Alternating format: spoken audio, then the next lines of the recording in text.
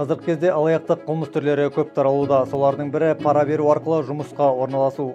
Құрметті Ұлытау облысының тұрғындары, Қазақмыс корпорациясына пара беру арқылы жұмысқа орналастырамын деген алаяқтардың арбауына түсіп қалмаңыздар.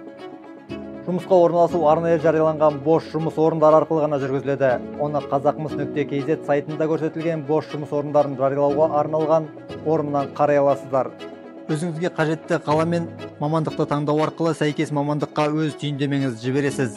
Ол үшін арнайы көрсетілген түйіндеме парағын толтыру арқылы өзіңіз жайлы ақпараттарды толтырасыз. Егер сол мамандыққа сай келсеңіз, бос жұмыс орны болса, арнайы тестілеуден өту арқылы өз әлеуетіңізді көрсетесіз. Осылайша бос жұмыс орнына үміткер бола аласыз.